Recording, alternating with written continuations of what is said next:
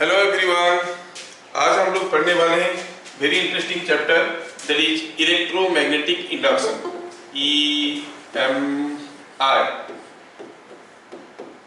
वैसे magnetic effect of current में हम लोग काफी कुछ चीजें देखे, development of magnetic field, force on a moving charge, force on a current carrying conductor. ठीक है, that is all good, but then EMI का role day to day life में सबसे ज्यादा है, क्योंकि दिस इज द थिंग जिसके चलते आप आज घर में इलेक्ट्रिकल एनर्जी यूज कर पा रहे हो। अगर EMI वाला कंसेप्ट नहीं होता, इलेक्ट्रोमैग्नेटिक इंडक्शन का कंसेप्ट नहीं होता, तो हमारे घर में इलेक्ट्रिसिटी नहीं होता। सोचो इलेक्ट्रिसिटी का कितना बड़ा वरदान है फॉर ह्यूमैनिटी। तो EMI का इंपोर्टेंस आपको समझ में आना चाहिए। अब ये चैप्टर इतना इंटरेस्टिंग है कि आप देखोगे कि इस चैप्टर में पहले हम लोग जितने सारे चीज पढ़े, सारे का कंसेप्ट यूज होने वाला है। पहले हम लोग पढ़े field due to a moving charge, field due to a current carrying conductor, फिर हम लोग पढ़े the force on a moving charge, force on a current carrying conductor, Ampere's law. All these things will be required. तो क्या चाहिए उसमें से? आपको कुछ फॉर्मूले चाहिए और डायरेक्शन ऑफ मैग्नेटिक फील्ड कैसे होता था वो जानना है। Direction and nature of magnetic field क्या होता था वो जानना है। तो चैप्टर को स्टार्ट करने के लिए हमें कुछ की पॉइंट्स पढ़ना पड़ेगा, because the chapter starts with Faraday's law. The law says wherever there is a change in flux linking with a conductor, an EMF is induced. The EMF is proportional to the rate of change in flux linkage, and the EMF lasts in the conductor till there is a change in flux linkage taking place. मतलब पूरा का पूरा ये flux का change and rate of change के साथ खेल है। तो we must understand what is flux and then we can properly proceed for it. तो टू एंटर दिस चैप्टर में पहले चाहूंगा कि हम लोग कुछ बेसिक जानकारी को नोट कर लें। पहला हुआ magnetic field intensity. I will right magnetic मैं बहुत धीरे धीरे जाऊंगा क्योंकि पहला चैप्टर है, ये पहला टॉपिक है मैग्नेटिक फील्ड इंटेंसिटी और इंडक्शन। मैग्नेटिक फील्ड इंटेंसिटी क्या है? ये आपका प्यारा सा बी है, मैग्नेटिक फील्ड से वेक्टर। इसके बारे में हमें क्या क्या मालूम है? जैसे इलेक्ट्रोस्टैटिक्स में इलेक्ट्रिक फील्ड इंटेंसिटी का मतलब क्या था? Force on a unit positive charge. Similarly यहाँ पर force on a unit north pole होता है, but that is not required here. The other definition, electric field का दूसरा डेफिनेशन था, it was flux passing per unit normal area. Here also the same thing. So आप कहेंगे suppose हम कहेंगे कि यहाँ पे कोई एक मैग्नेटिक फील्ड है, ऐसे these are the different magnetic lines of flux, these are the different magnetic lines of flux going. आपको पूछा गया what is the magnetic field at this point, what is the magnetic field intensity at this point, तो how you define? तो ये एक vector है, इसका एक मैग्नीट्यूड भी होगा, एक डायरेक्शन भी होगा। what is the direction of this vector? direction of the vector is tangent to the lines of flux। आप कहोगे ये B at point P है, तो at point P you draw a tangent। जैसे इलेक्ट्रिक फील्ड इंटेंसिटी का direction क्या होता था? tangent to the lines of flux। Magnitude क्या है? Magnitude of B is nothing but the flux passing per unit normal area। समझ में आया? उस चीज को लिखेंगे, क्योंकि ये डेफिनेशन आपको मालूम है, मुझे मालूम है कि आप लोगों को मालूम है, लेकिन रिगरसली यूज होगा इस चैप्टर में और आपका कंसेप्ट क्लियर होना बहुत जरूरी है। इसलिए मैं चीजों को थोड़ा सा रिपीट कर लेता हूँ, बियर विथ मी जिनको आता है। क्या लिखेंगे? B is a vector, okay, whose magnitude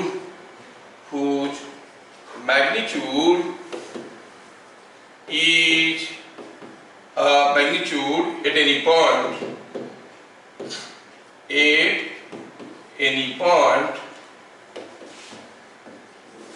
is given by the amount of magnetic lines of flux, amount of magnetic lines of flux magnetic lines of flux or field lines of flux, lines of flux को otherwise lines of force और field lines ऐसे कहते हैं. The amount of magnetic lines of flux passing through unit normal area,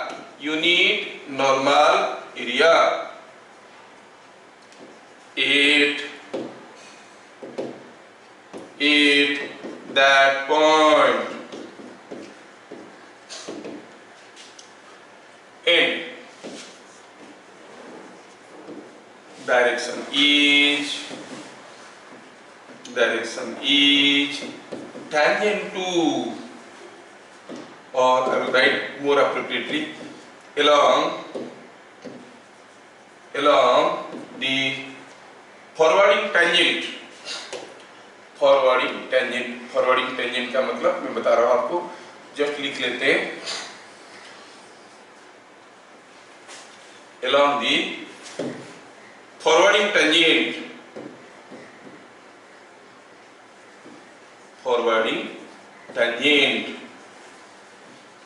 to lines of flux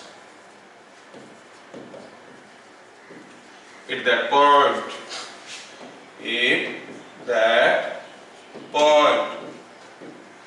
मुझे ये सारा term का proper definition जानना जरूरी है, क्योंकि आगे मैं इस सबको रिगरसली यूज करने वाला हूँ. I will not bother about flux, I will bother about rate of change in flux. तो हमें फ्लक्स क्या है सीखना है, चेंज इन फ्लक्स क्या है सीखना है, rate of change in flux क्या है सीखना है. तो you must be very clear about what is flux. तो हम जानते हैं कि अगर यहाँ पर magnetic lines of flux are like this and you are interested for the magnetic field at point P, then draw a tangent, forwarding tangent. अब forwarding tangent मतलब ये लाइंस ऑफ फ्लक्स ऐसे जा रहा था ना, तो इधर को दिखता हुआ tangent, this is called forwarding tangent. नहीं तो कोई कर्व का जो टेंजेंट होता है उसका कोई डायरेक्शन नहीं होता है, इधर की इधर नहीं. अगर फ्लक्स ऐसे जा रहा है तो इस डायरेक्शन में, that is called forwarding tangent. ठीक. और मैग्नीट्यूड क्या? The magnitude of B is d phi by ds. हम कहेंगे it is d phi by ds. Let us go for the next page. तो हमें समझ में ये आया कि magnitude of B is d phi by ds, where d phi is the flux passing through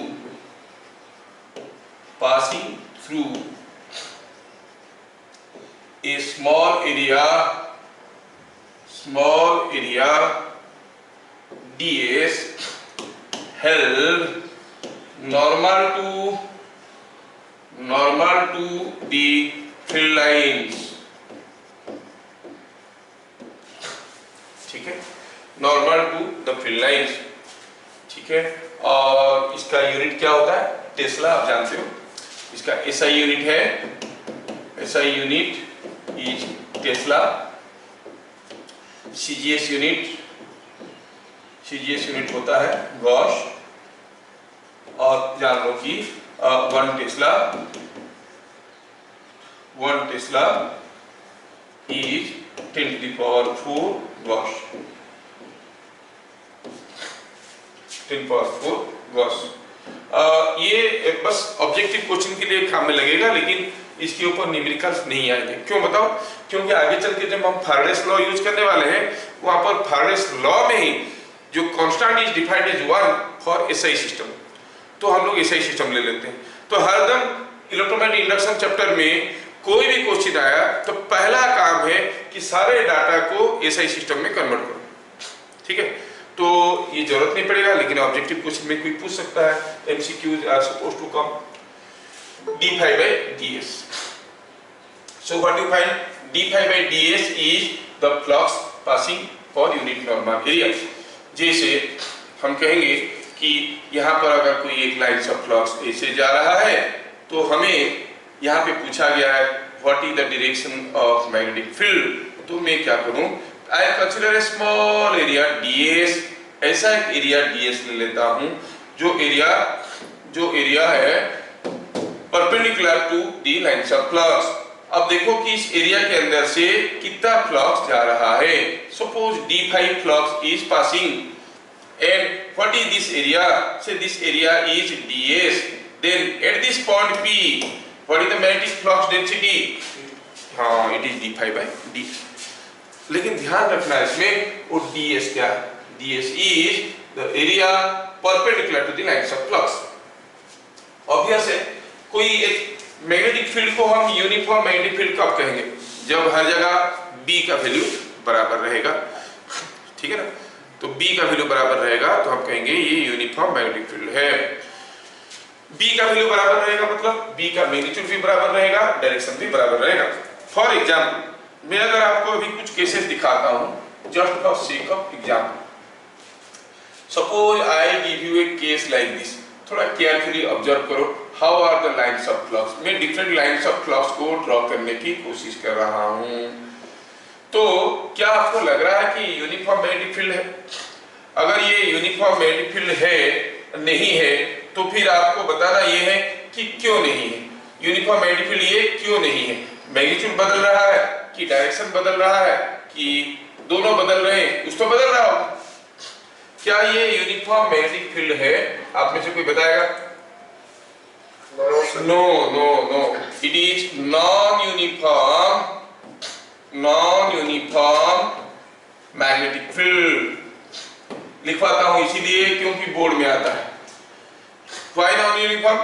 क्योंकि हम देख रहे हैं यहां पर अगर ds एरिया लेंगे जितना फ्लक्स जाएगा, यहां पर ds एरिया लेंगे उतना लाइंस ऑफ फ्लक्स नहीं आ रहा है। Non uniform magnetic field.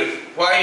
Because direction अलग अलग जगह पे अलग अलग है। क्या यहाँ पे डायरेक्शन इधर को है, यहाँ पे भी डायरेक्शन इधर को है। This is the lines of flux shown because direction of B being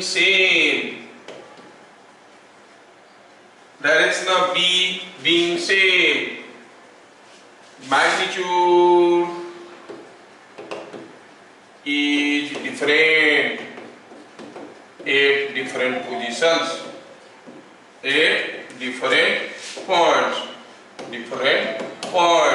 अलग अलग पॉइंट पे आपको क्या मिल रहा है? मैग्नीट्यूड अलग अलग है। ठीक है। If I go for a case like this, just see, this is another case. I draw a magnetic field looking something like this.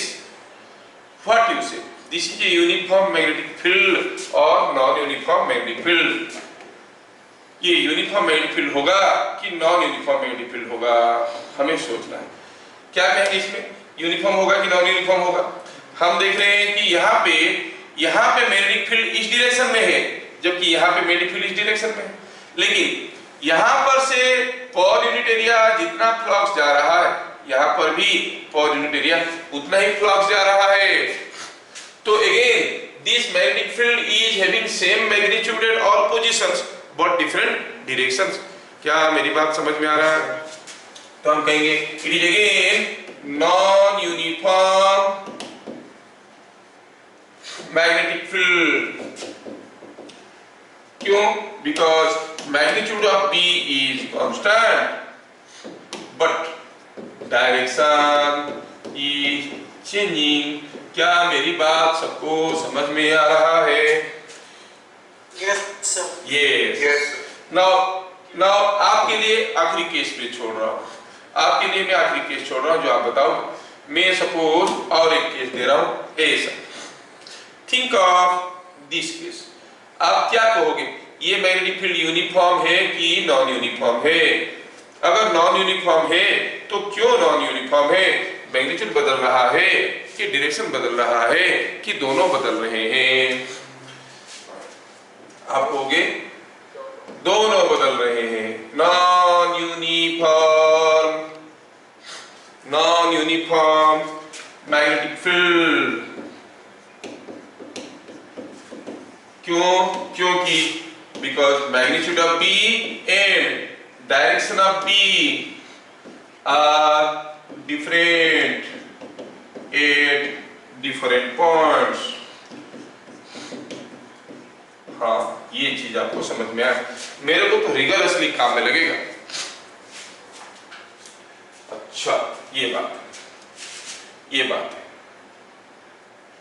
अच्छा, अगर इतना सारा चीज आपको समझ में आया तो ये वाला एग्जाम्पल को बताओ। कोई यूनिफॉर्म मैग्नेटिक फील्ड ऑब्वियसली कैसे दिखेगा? अगर ऐसा कोई मैग्नेटिक फील्ड है, सारे लाइंस ऑफ फ्लक्स एक दूसरे से बराबर डिस्टेंस पे है और डायरेक्शन हर जगह बराबर है, तो आप कहोगे ये यूनिफॉर्म मैग्नेटिक फील्ड है कि नहीं? यूनिफॉर्म मैग्नेटिक फील्ड है और magnitude and direction of magnetic field is same at all positions, है कि नहीं? ये यूनिफॉर्म मैग्नेटिक फील्ड है। अच्छा, अगर आपको ये समझ में आ गया तो सोचो और कमेंट करो। सपोज ये कोई एक स्ट्रेट वायर है, इसमें कुछ करंट जा रहा है। Now in this zone,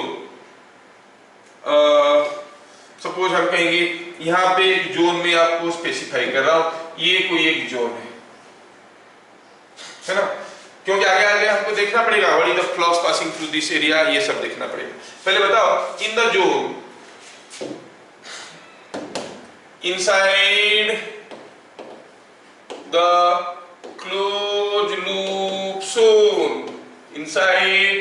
the closed loop zone, the magnetic field due to straight wire is uniform or non uniform. अगर यूनिफॉर्म कहोगे तो कुछ नहीं कहना, और अगर नॉन यूनिफॉर्म कहोगे तो बताना पड़ेगा व्हाई। मैग्नीट्यूड बदल रहा है कि डायरेक्शन बदल रहा है कि दोनों बदल रहे हैं, है ना? चलिए सोचिए और बताइए। हम जानते हैं at a distance r from a straight wire it is mu I by 2 pi r। तो क्या यहाँ पे मैग्नेटिक फील्ड, यहाँ पे मैग्नेटिक फील्ड, यहाँ पे मैग्नेटिक फील्ड बराबर मैग्नीट्यूड के होंगे? नहीं होंगे। तो हम कहेंगे सो B is non uniform. Why? क्या हर जगह डायरेक्शन अलग अलग है कि हर जगह मैग्नीट्यूड अलग अलग है कि हर जगह दोनों अलग अलग है? क्या कहोगे? यस, इसके चलते यहाँ पर डायरेक्शन इनवर्ड है तो यहाँ पर भी तो इनवर्ड है, यहाँ पर भी इनवर्ड है। You could clearly see the direction of magnetic field is same but magnitude of magnetic field is different. So B is non-uniform because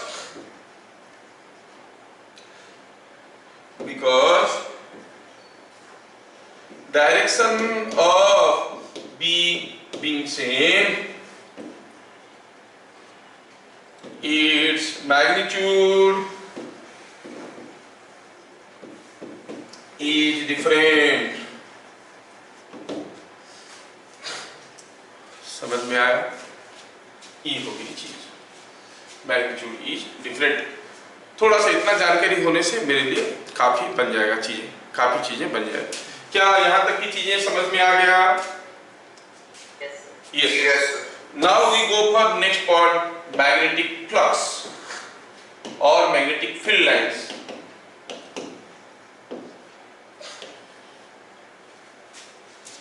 as a whole हमें मैग्नेटिक फ्लक्स की काउंट नहीं करना है। There is a law called Gauss law इसमें भी है and that will be relating to permanent magnets. शायद आपका रिड्यूस सिलेबस में अभी परमानेंट मैग्नेट्स मैग्नेटिक मटेरियल्स नहीं है, लेकिन हम लोग पढ़ेंगे इसको, पूरा पढ़ेंगे क्योंकि उसमें से क्वेश्चंस आते हैं जेई में, मेडिकल एंट्रेंस में, हर एंट्रेंसेस में आते हैं। इंपॉर्टेंट चैप्टर है, रिड्यूस सिलेबस में नहीं है, निर्णय बात हम लोग पढ़ेंगे। तो ये मैग्नेटिक फ्लक्स, जब भी हमको कोई पूछेगा what is the magnetic flux, they will definitely ask passing through a particular area, क्योंकि मैग्नेटिक फ्लक्स को किसी एक पॉइंट में नहीं समझा सकते, किसी एक एरिया में समझा सकते हैं। तो पहले फ्लक्स को हम कैसे सिंबलाइज करते हैं? फाई से। हम कहेंगे एज B is equal to D phi by D S. तो D phi the amount of flux, the amount of flux passing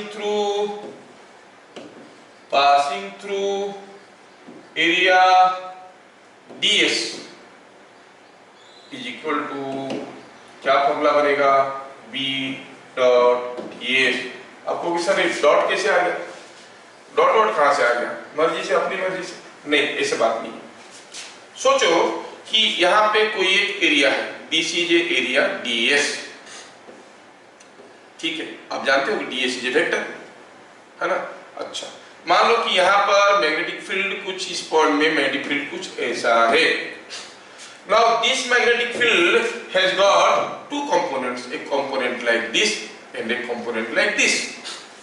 Suppose ये जो ds वेक्टर है, ये जो ds वेक्टर है, ds वेक्टर के साथ हमारा b कुछ थीटा एंगल कर रहा है, तो हम कहेंगे b का ये वाला कंपोनेंट हो गया b sin थीटा, ये वाला कंपोनेंट हो गया b cos थीटा। अगर b cos थीटा वाला कंपोनेंट नहीं होता, सिर्फ b sin थीटा वाला होता, तो हम कहते कि जो लाइंस ऑफ फ्लक्स है, क्योंकि ये tangent to the lines of flux है ना, lines of flux are parallel to the plane. कोई पूछेगा what is the flux passing through this area, तो पैरेलल टू द प्लेन जा रहा है। Suppose this board is there, lines of flux are moving parallel to the board, are they passing through the board? No. So the flux is passing through this area because of which component? B sin theta or B cos theta? Obviously B cos theta. What is the flux passing? B cos theta into area normal to B cos theta. Area normal to B cos theta को है ds, because it is taken in the direction of ds. So what is the flux passing? B cos theta into ds. So B cos theta into ds can be otherwise understood as B dot ds. क्या आपको समझ में आया? कोई नहीं पूछेगा आपको क्यों हुआ, but then you must understand कि why it is coming so. और चाहो तो मैं और एक स्टेप इसको एक्स्ट्रा लिखवा दूंगा आपके लिए, तो आप देखोगे कोई आपको ऐसे टाइप क्वेश्चन नहीं पूछने वाला, but if you understand then you can handle the objective questions. कोई ऐसे टाइप क्वेश्चन नहीं है इसमें, कोई शॉर्ट नोट नहीं है, कुछ नहीं है, बस आपको फॉर्मूला याद रखना है। तो हम कहेंगे इसको थोड़ा सा मॉडिफाई कर देते हैं और लिखेंगे तो आपको अच्छा लगेगा। Instead of writing straight way b dot ds, I will write is equal to b ds cos theta, where theta is angle between b and ds। हाँ, thus flux passing through a area phi is nothing but or d phi, thus d phi is b dot ds। ध्यान रहे कि ds is a small area, ds is a passing through small area ds। यहाँ पर मैं small area लिखना चाहूँगा क्योंकि that is important, through small area ds। छोटे छोटे चीज बड़े बड़े मायने रखते हैं। यस, तो कोई छोटा सा एरिया में कितना फ्लक्स जा रहा है? b dot ds, phi total flux passing through any area is equal to क्या होगा? थोड़ा मैं इसको मॉडिफाई करना चाहूंगा, जगह बनाना चाहूंगा ताकि इसको मैं यहीं पे लिख पाऊं। यस,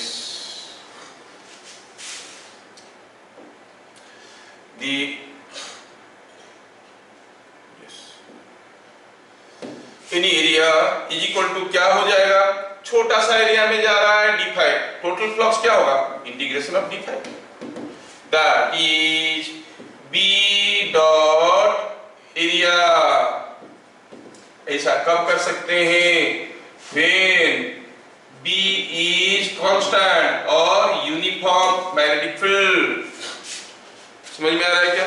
अगर b हर जगह बराबर है, p into area is the flux, b बराबर नहीं, जैसे कोई करंट कैरिंग कंडक्टर के लिए कोई देख रहा था, कोई पूछेगा बताओ यहाँ पर मैं एक छोटा सा एरिया लेता हूँ, यहाँ पर एक छोटा सा एरिया लेता हूँ, दोनों का एरिया बराबर है, लेकिन ये एरिया का नाम 1 है, ये एरिया का नाम 2 है, कौन सा एरिया से ज्यादा फ्लक्स जा रहा होगा? एरिया 1 से या एरिया 2 से? हम जानते हैं कि b into area is the flux passing through the area। तो अब यहाँ पर एरिया जितना है यहाँ पर एरिया उतना ही है, लेकिन ये पास में है और b होता है म्यू आई बाई 2πr, तो r कम होने के कारण यहाँ पर स्ट्रॉन्गर फील्ड मिलेगा, ज्यादा फ्लक्स जा रहा होगा, इधर से कम फ्लक्स जा रहा होगा। ये एनालिसिस करना पड़ेगा। मैं पहले बताता हूँ कि क्यों I am asking you to understand and realise this things. Question कैसे आएगा कि लूप है, लूप को ये जो लूप है कोई एक वायर लूप है, इसको खींच के इधर ले लिया गया, बताओ इसमें करंट बनेगा, कैसे करंट बनेगा, क्लॉकवाइज कि एंटी क्लॉकवाइज? आपको समझ में आना पड़ेगा कि फ्लक्स उसके अंदर से बढ़ रहा है कि घट रहा है। अगर बढ़ रहा है तो इनवर्ड फ्लक्स बढ़ रहा है कि आउटवर्ड फ्लक्स बढ़ रहा है, घट रहा है तो इनवर्ड फ्लक्स घट रहा है कि आउटवर्ड फ्लक्स घट रहा है, ये सारा चीज जानने की जरूरत पड़ेगी। इसीलिए मैं पहले से फंडामेंटली जाने की कोशिश कर रहा हूं ताकि चैप्टर में आपको कोई डिफिकल्टी ना फेस हो जाए। सो B इज नॉन यूनिफॉर्म। ओ ये तो दूसरा केस है। इस केस में देखें, so the flux passing is B dot S when B is constant. And क्या आप लोग थोड़ा सा बता सकते हो, अभी तो क्लास 12 का टुवर्ड्स लास्ट चैप्टर आप लोग पढ़ रहे हो, if B is not constant हमें क्या करना चाहिए? हमें इंटीग्रेशन करना चाहिए B डॉट ds का, ये इंटीग्रेशन करना पड़ेगा। सर थोड़ा थोड़ा याद आ रहा है, हम लोग शुरू में पढ़े थे B डॉट ds का इंटीग्रेशन होता है 0 because lines of flux always form close loop. Don't confuse this equation, that equation are totally different. This is not a closed surface, any small surface. What is the flux passing? The net flux passing through any closed surface is equal to 0. Are you getting? Suppose I would like to explain you. Suppose I say here is an area, ठीक है, and here is a closed surface. If I go for a small area ds, I find the magnetic field B here. I understand the ds direction is like this. If I see a small area ds here and a magnetic field, say here ds is like this, and suppose the magnetic field is like this. Suppose किसी कारण से कोई magnetic field किसी भी direction में हो सकता है। इस केस में अगर पूरा का पूरा सरफेस एरिया पे मैं B डॉट ds निकालता हूं, इंटीग्रेट करता हूं ओवर द क्लोज्ड सरफेस, हाँ दिस हैज टू बी 0 क्योंकि जितना घुसेगा उतना निकलेगा। This is a 3 dimensional thing, this is a 2 dimensional thing, you must understand the difference. ये 3 डायमेंशनल सरफेस है, 3D है, ये भी 3D हो सकता है कि मान लो कि कोई हेमिस्फीयर है तो ये भी 3 डायमेंशनल हो गया, लेकिन it's not a closed one, this is open surface. It is more appropriate to write this as closed surface and open surface. This is not a closed surface. पूरा का पूरा चैप्टर में हमें ओपन सरफेस जरूरत पड़ेगा, close surface की जरूरत नहीं पड़ेगा। In case of A closed surface B dot ds over closed loop integration over any closed surface is equal to 0.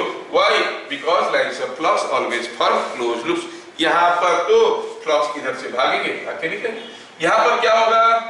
B dot ds का integration over this surface area is not 0, there be some value.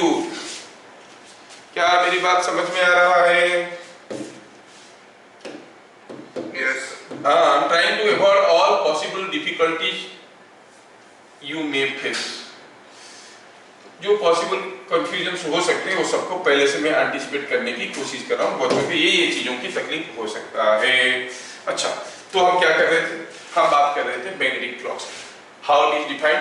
It is defined as the amount of a flux passing through a small area ds is given by B ds cos theta or B dot ds.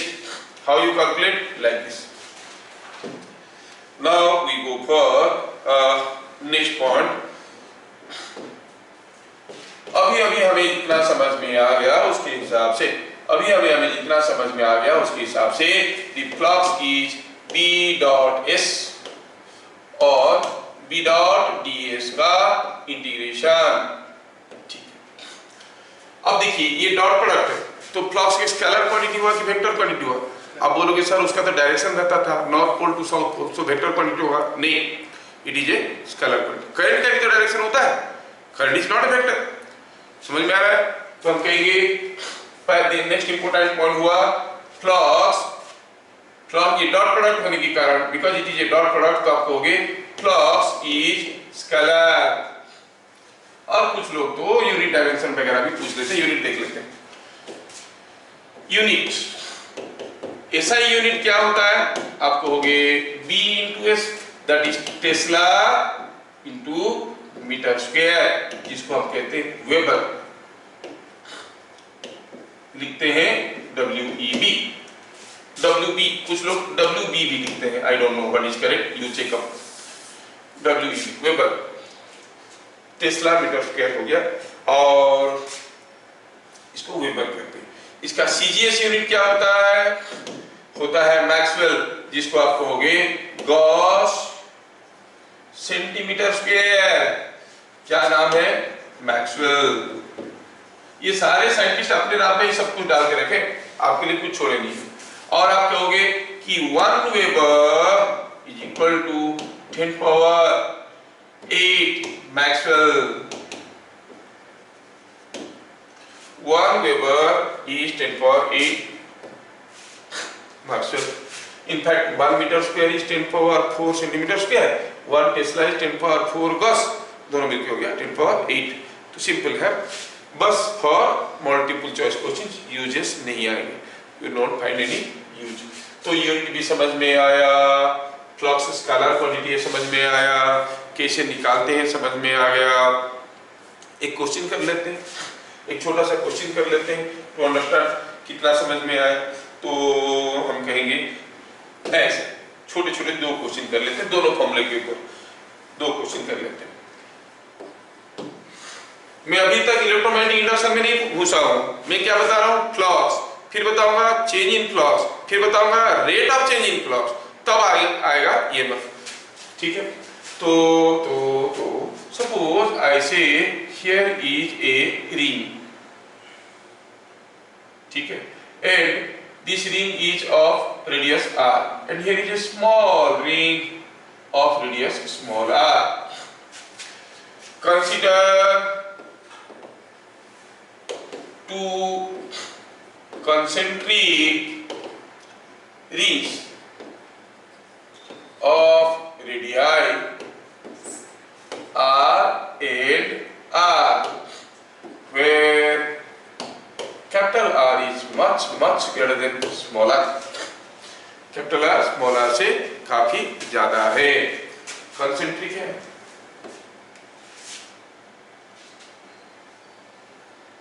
ठीक, both the rings are in the same plane. Consider, तो दिया है, figure दिया। If a current I passes in the outer ring,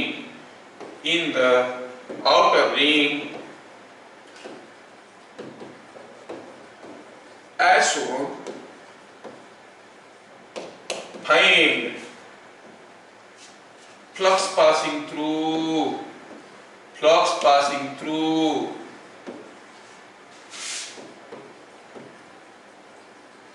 the smaller ring. छोटे ring में से क्या flux जा रहा है? आगे क्वेश्चन आएगा, छोटा रिंग को घुमा दिए, उसमें कितना EMF इंड्यूस होगा, पहले कितना फ्लक्स जा रहा है जानने की जरूरत पड़ेगा। What is the flux passing through this छोटा रिंग? छोटा रिंग में क्या फ्लक्स जाएगा? सोचो, छोटा रिंग के जब फ्लक्स की बात करेंगे, हमें तो मालूम है कि B एट द सेंटर होता है म्यू I by 2r, क्योंकि बड़े वाले का रेडियस r, और ये बड़ा वाला रिंग काफी बड़ा है, छोटा वाला रिंग काफी छोटे हैं, जो कि सेंटर के इतना इर्द गिर्द है कि आप कहोगे यहाँ पर हर जगह B का वैल्यू ऑलमोस्ट सेम। ठीक है ना, क्योंकि रिंग छोटा है। अब देखो जो B का वैल्यू हम निकाले हैं सेंटर में म्यू I by 2r, वो कहाँ पे है? Only at the center, not here, not here, not here, not here, only at the center. But if you consider a very small ring here, you can assume that the value of B is almost same over that small ring. समझ में आ रहा है क्या?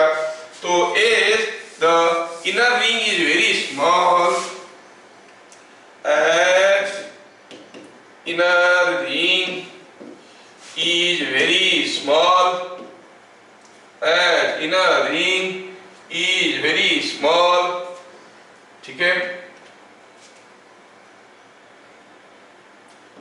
we can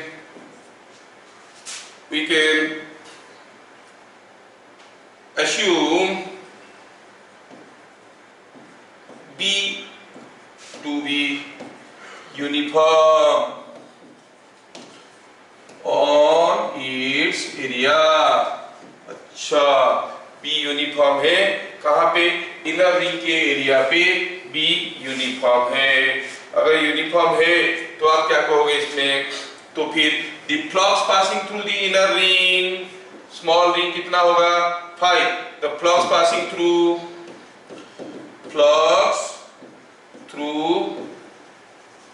inner ring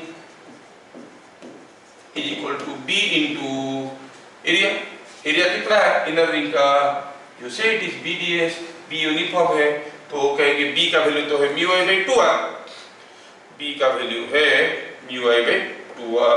μi/2r into area, μi/2r into area of the ring।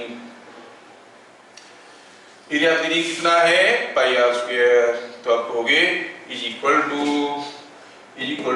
μi/2r into pi R square. अगर सारे MKS में दिए हुए हैं तो you will write it to be weber. सारे CGS में लिखे हैं you will write it to be maxwell. समझ में आया क्या? डिपेंडिंग अपॉन डाटा क्या दिया है। आर अगर सेंटीमीटर में दे दिया छोटा, बड़ा आर भी सेंटीमीटर में दे दिया, आई एम्पियर में दे दिया, म्यू दे दिया 4 पाई × 10⁻⁻⁷, मतलब सब MKS में आंसर होगा वेबर। ठीक है, तो ये हो, ये कौन सा केस था जिसमें B का value was same at every point on the inner ring. Let us go for a little change, समझने की कोशिश करो। नेक्स्ट मैं अभी जा रहा हूं एक नॉन यूनिफॉर्म मैग्नेटिक फील्ड के बारे में। सपोज मैं आपको एक छोटा सा क्वेश्चन देता हूं। Say here is a straight wire carrying a current of I ampere and suppose I say here is a square loop. जिस स्क्वायर लूप का लेंथ कितना है? साइड लेंथ L है। और पूछा है कि what is the flux passing through this loop. क्या अभी हर जगह B बराबर है कि नहीं है? B यहाँ पर हर जगह बराबर नहीं है। अगर B बराबर नहीं है तो हम फ्लक्स निकालने के लिए कौन सा फॉर्मूला लगाएंगे? B.S या B.ds का integration method. Yes, integration method लगाएंगे। आपको समझ में आ गया क्वेश्चन में क्या पूछा है? और ये डिस्टेंस भी दिया। चलो मानते हैं कि ये डिस्टेंस दिया है, सिर्फ ये भी L दिया है, कैलकुलेशन आसान होगा इसलिए मैं इसको L ले लेता हूं। I take this length to be L। अच्छा, ये L है, ये L है, ये L है, सब कुछ L है। ये L थोड़ा छोटा दिख रहा है तो छोटे वाले L को थोड़ा हम खींच लेते हैं इधर को। यस, ये हो गया, ये भी L है, ये भी L है, सब कुछ L है, कोई गीला सिक्का नहीं। Now everything is L। In figure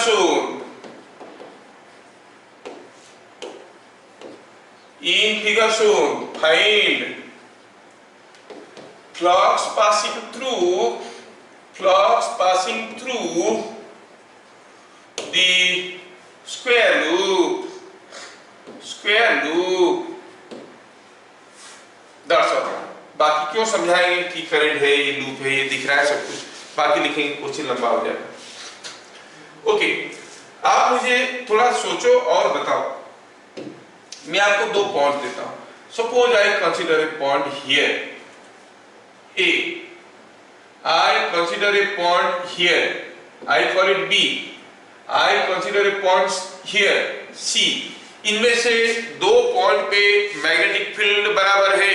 कौन सा दोनों पॉइंट में मैग्नेटिक फील्ड बराबर है? A and B, B and C, A and C। A and C obviously दोनों यहाँ से बराबर डिस्टेंस पे है। और ये बात है तो मैं एक काम करता हूँ, to know what is the amount of flux passing through it, मैं क्या करता हूँ, यहाँ से कुछ x डिस्टेंस में मैं क्या करता हूँ कि एक स्ट्रिप, ऐसे थिन स्ट्रिप ले लेता हूँ, एक थिन स्ट्रिप ले लेता हूँ जिसका थिकनेस है dx। ये dx वाला स्ट्रिप पे हर जगह मैग्नेटिक फील्ड यूनिफॉर्म है कि नॉन यूनिफॉर्म है? यूनिफॉर्म है, because it is A thin strip है, यूनिफॉर्म है, तो मैग्नेटिक फील्ड निकालना मुझे आता है कैसे? b इनटू एरिया, है ना? तो थोड़ा मैं लिखना चाहूंगा चीजों को क्योंकि आगे आगे जरूरत पड़ेगा। तो ऐसे लिखते हैं। Solution. Let us consider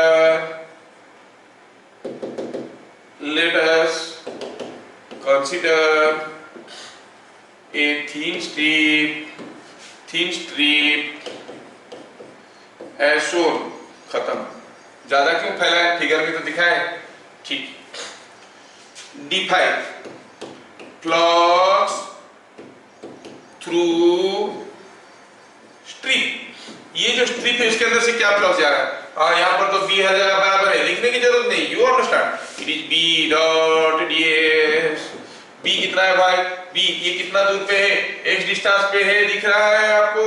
this is at a distance x। अगर ये x डिस्टेंस पे है तो आप क्या कहोगे? x डिस्टेंस पे है तो b का वैल्यू क्या हो जाएगा? Mu i by 2 pi x, क्योंकि स्ट्रेट कंडक्टर है। और ds कितना, ये एरिया कितना है भाई? ये लेंथ है l, थिकनेस है dx, ldx। टोटल फ्लक्स हमें सीधे सीधे लिखना आता है, इट्स ओपन सरफेस, तो लिखेंगे mu I L by 2 pi dx by x का इंटीग्रेशन। बस आप मुझे लिमिट बता दो। हम करना क्या चाह रहे हैं? ये स्ट्रिप के अंदर से कितना फ्लक्स जा रहा है? ऐसे सारे पतले पतले स्ट्रिप के अंदर से कितना फ्लक्स जा रहा है? हर स्ट्रिप के लिए x will be different. What will be minimum value of x? L. You take the strip here. Minimum value of x is L. What will be maximum value of x? 2L. So the limit goes L to 2L. Limit goes L to 2L हो जा रहा है limit, तो limit गया L to 2L। अब integration का तो आप लोग मास्टर हो, आपको क्या बताया जाए? You know all this things. If you integrate it is mu I L by 2 pi dx by x का इंटीग्रेशन होता है ln x। अपर लिमिट डालो, लोअर लिमिट डालो तो होगा ln 2L minus ln L, and that you know can be written as ln 2L by L, that is equal to ln 2. So it is mu I L by 2 pi ln 2। जो लोग other एंट्रांसेस के लिए तैयारी कर रहे हैं like medical entrance, उनको ये फॉर्मूला याद रखना पड़ेगा, क्योंकि L के हिसाब से इसका वेरिएशन कैसा होता है उनको याद रखना पड़ेगा। बाकी लोगों को तो समय मिल जाएगा करने के लिए, they will not use this as a standard formula. बाकी लोगों के लिए आपको फॉर्मूला डिराइव करके करने के लिए कहा जाएगा। ठीक है, ये बात, क्या ये बात समझ में आया? The amount of flux passing through the loop is coming out to be mu I L by 2 pi whole into ln 2। समझ में आ गया ये? तो हमें फ्लक्स भी समझ में आ गया। अगर एल मीटर में दिया है, आई एम्पियर में दिया है, म्यू का value 4 pi into 10 power minus 7 दिया है, तो आप कहोगे this is weber. Accordingly you have to convert otherwise things. तो हमें दो चीजें समझ में आ गए, what is magnetic field and what is the क्या कहते हैं मैग्नेटिक फ्लक्स। ये दो चीज हम लोग बढ़िया से समझ गए। ठीक है, ये चीजें हमें समझ में आ गया। फिर मिलेंगे अगले क्लास, तब तक के लिए जय हिंद।